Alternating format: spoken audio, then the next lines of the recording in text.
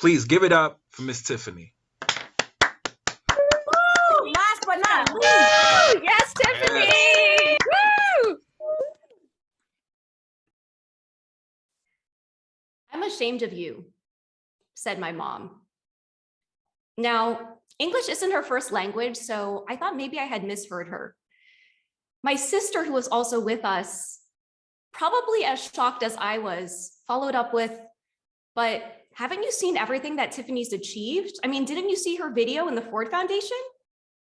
That's monkey business, said my mom. She should just get a real job. It's April 2018, about a week before my 30th birthday.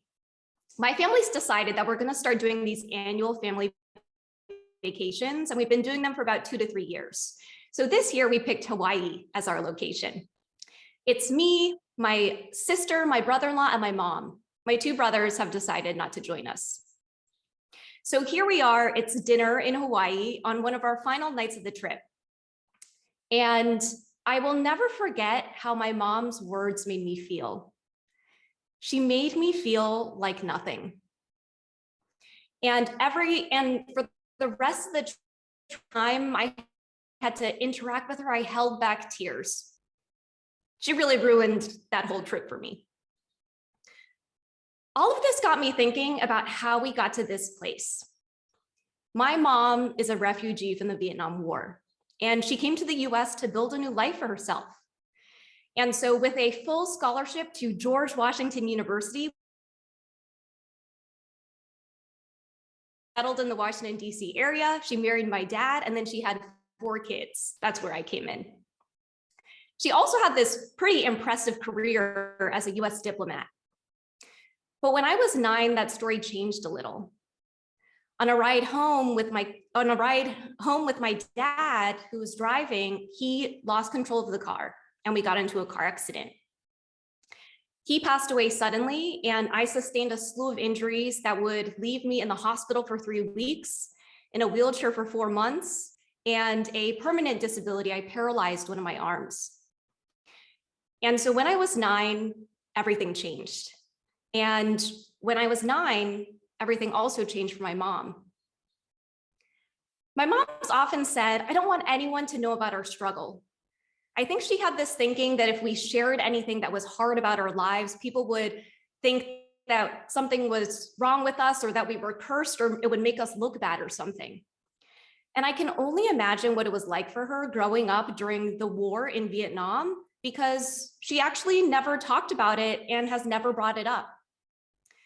And sometimes people ask me how I just feel about the whole car accident, and it's almost like I didn't have permission to experience my feelings. And so in my family, all of the events around the car accident became our little secret. My mom was a single parent, but no one knew. We never talked about the car accident. We told everyone my dad was away on a trip, and I wore long sleeves all the time, all year round. And if you have spent summers in DC, they are so hot and humid and sticky, and I still wore long sleeves. And when I did get to spend time with my mom, they were with this alphabet soup of appointments with medical professionals, acupuncturists, physical therapists, occupational therapists, surgeons, doctors, whatever she could get her hands on to try and fix my paralyzed arm. Spoiler alert, my arm is still paralyzed. And so I thought, and in her eyes, I was broken. And so I thought that I could overcome this brokenness through my achievements.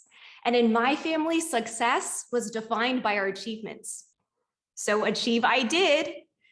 Largest number of community service hours in my high school graduating class, me.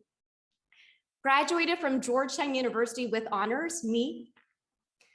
Top of my class at Goldman Sachs in investment banking, me. And at 26, sitting in on board meetings with P. Diddy, me. Okay, my mom doesn't know who P. Diddy is, but it never felt like it was enough. So about 5 years ago, I decided to transition full-time into my disability advocacy work. I started sharing the story of the car accident publicly. I started honoring my dad's memory, and I stopped wearing long sleeves in the summer. I refuse to let this part of my story be a secret anymore. I remember it was my dream to give a TED Talk, and I got invited to it in my hometown. And so I told my mom, and the first thing she said to me was, "Are you getting paid for that?" It never seemed like it was enough. And even today, I'm more financially successful than I have been in my entire career, even in my investment banking days. And it never feels like it's enough. Last summer, I went back home to celebrate my niece's first birthday. And my mom told me that she felt like she had failed as a mom because all of her friends were bragging about their kids, and she felt like she couldn't do the same. In the past, her words would have hurt me the same way they would have in Hawaii. But instead, I took a deep breath. I made space for her words in that conversation, and then I let them drop to the ground.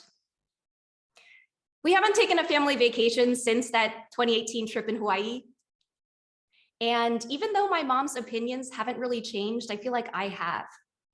Because even though it never seemed like it was enough for her, it's enough for me. Thank you. Woo!